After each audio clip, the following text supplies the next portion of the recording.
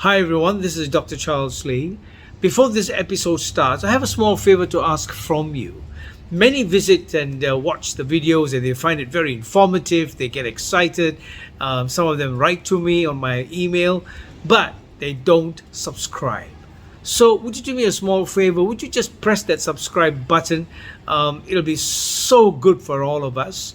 Certainly, it helps the channel grow. It adds a little bit of vitality to the channel. At the same time, the numbers get bigger, and my heart gets bigger too. So, just to know that you're with me, you enjoy the company, and I enjoy your company. You won't believe it. So, please subscribe, press that button. I want to hear those bells jingle, and most of all, stay tuned. And I love your company. We'll talk again.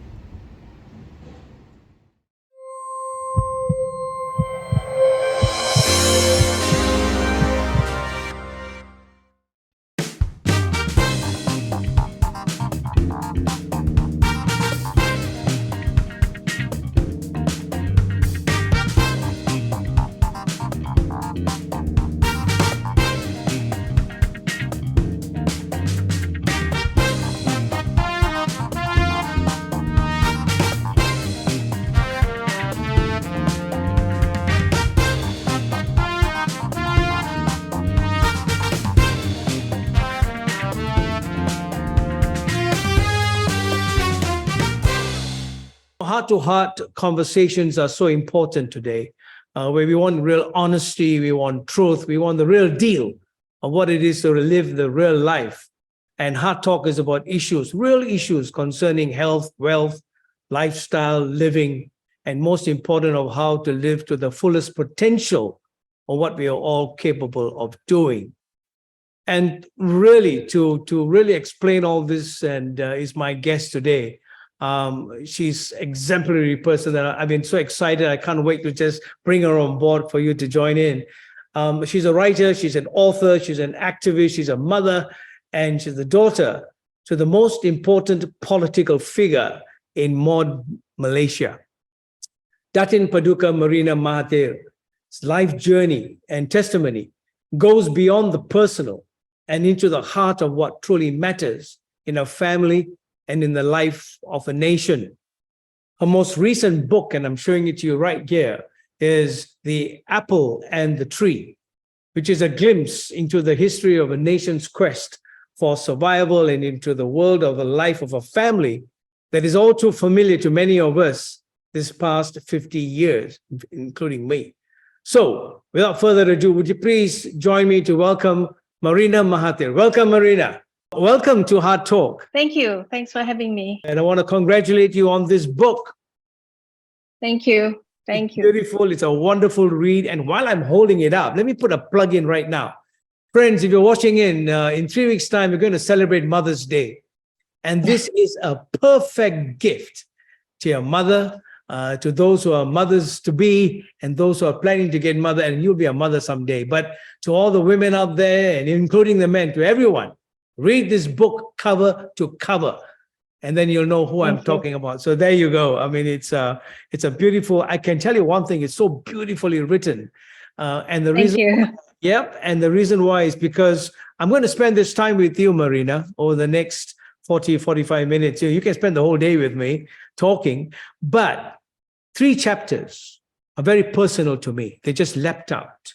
And I had to pause, and it took me a while to finish the book because of these 3 chapters. And I'm going to switch gears now to something more real and passionate, and something that I embraced. And that is chapter 1, My Beginnings. Okay. And when I was reading it, it was really down memory lane. It was very nostalgic for me because you read the books that I read, Enid Blyton, Famous Five. You watched the TV shows that I did, Partridge Family and David Cassidy and the Jetsons and all that. I mean, those were the days, you know. And I want to just read a paragraph, which to me was quite striking. And I have your permission, as the book is out anyway. But let me just set the scene. I mean, this is in the little town, Alostar, Jalan Maxwell, house 929.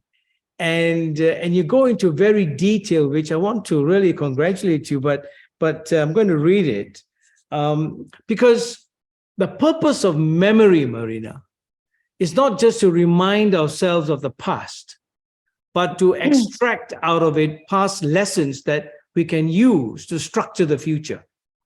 That's the purpose of memory. Otherwise, it'll forever be in the past, you see. But what can we learn out of it? And so I'm going to read page 5. I have your permission because the book's out in the market, okay? It's already out there.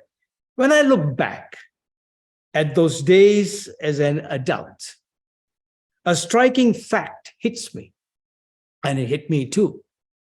As a child, it had not occurred to me that most of the top civil servants who were our neighbors were non-Malays, something that would be rare these days.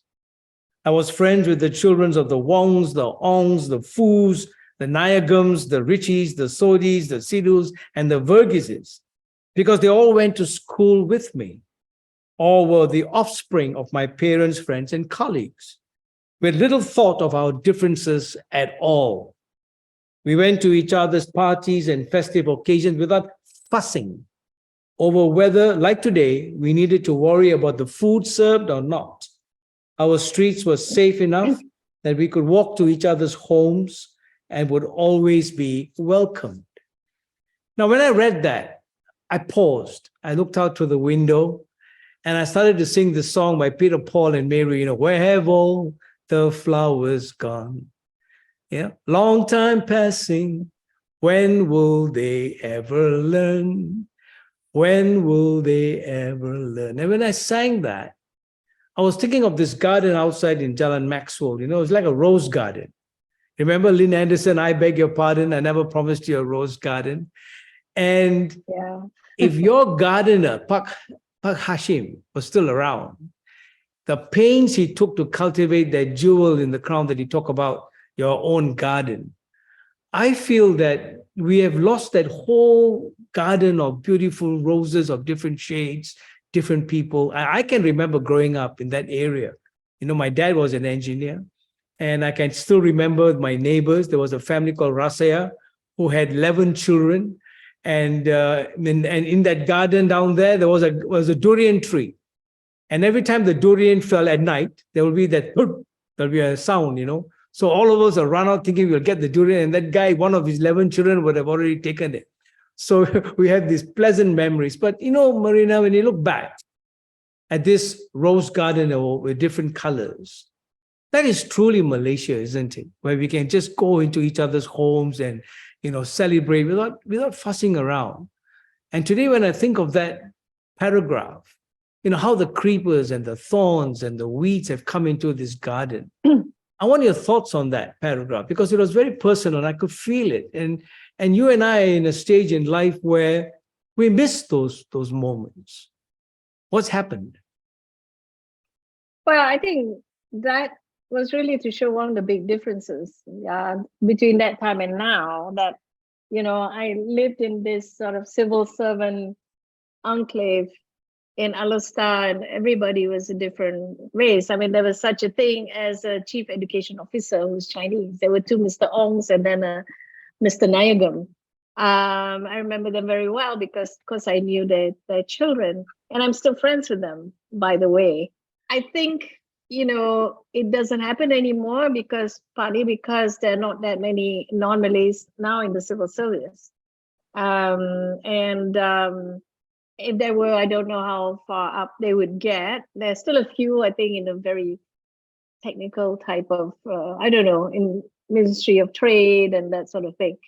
But yeah, it was an innocent time, I think, and a great time. And it's a pity that for most Malaysians, they're not seeing this anymore. And it goes back to schools, and my schools are diverse, Absolutely, yeah. I went to a convent school, of course, so that kind of filters out some people, filters out Malays, for instance, because they're all worried about going to a convent school.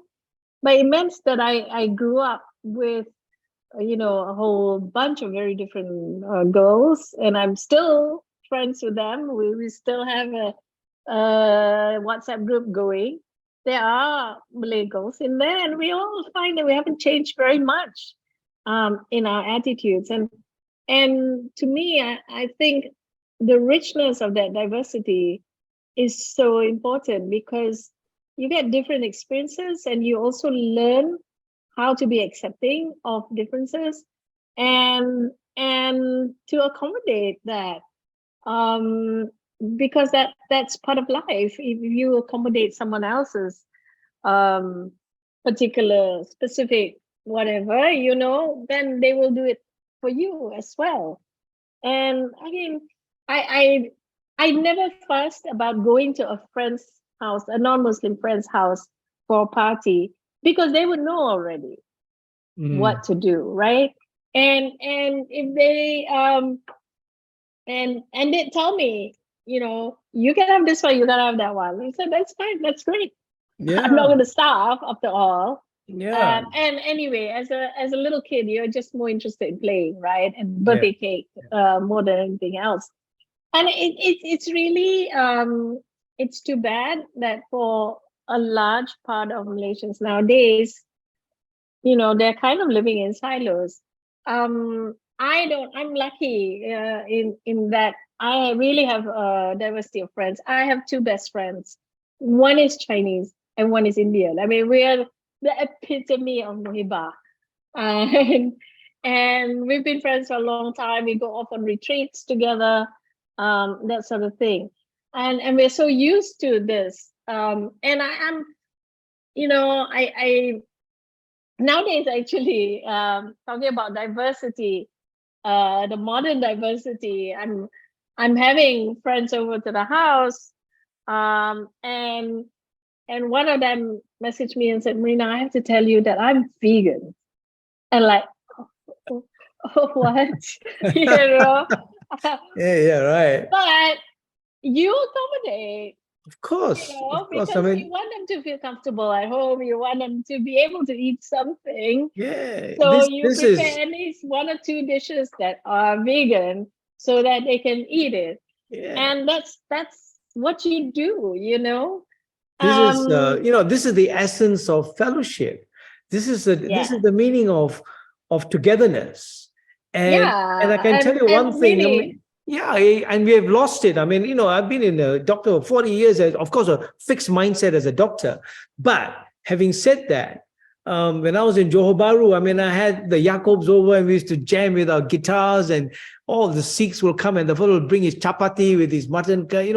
Those were the days, those were the yeah. days, my friends. But I mean, what I'm trying to say, that I don't think it's completely gone. I don't think it's completely gone. I think it's still there. I think among ordinary people, it's still there. Oh, yeah. Um, it's just not highlighted enough, and I think it's just been overtaken by the bad news Yeah. all the time. The cases where people are being, oh, I don't want that, oh, I don't want that, Yeah. um, This rather is, than the times when people actually do yeah. accept and have, the differences and enjoy it. Yeah. No, I I hear you, because the weeds and either it's politics or religion or what has come into this beautiful garden that you could see in along Jalan Maxwell. All of us grew up in that, and that's the worry, or that's the thing that a lot of people now have got so insensitive to it. They've got thickened by all that is going on, that they just live their own life. They couldn't care, and yeah, the, I wouldn't call religion a weed. no, what I I mean is all the other stuff. It's a particular interpretation, is Yeah, what I would say. yeah. Um, although politics, I think, is a weed. Okay. No, I But think I think at the end of the day, it comes down to the beautiful diversity. I mean, you spent your time in Japan, and yes, you saw that it's all just one face. And then you yeah. come back home, and then you see the multitude of different, Yeah, I- yeah, yeah. I know. I've said this many times. It was like going from a black and white movie to a color movie. Although I love Japan, and I'll go back sure, of anytime course, of for course, different reasons. But yeah, absolutely. when everything is the same and everyone strives to be the same, you do get bored Yeah. with it. You sort of yearn for color and difference, and we're so used to it, we don't realize what a big advantage it is. It's a It is. huge advantage. It is. When you go to other places where it's much more mono-ethnic or whatever, they don't get it. They don't, Mm. like all of us understand. We might not speak fluently, but we understand at least 2 or 3 languages. Yeah. That's normal. That's normal for us. And Yes. you go to countries where they are monolingual Yeah. and they can't understand how come we can, because when you know different languages, your brain also Of is course. different. You Of switch, course. Of course. differently. But if you It's only know one, your thinking is only one way. yeah, So absolutely. This is we have why that advantage it that, is. that we It don't is. realize and don't appreciate. Yes. No, I'm glad you're bringing it up because, as an activist, there's so many things that we actively think and sought for.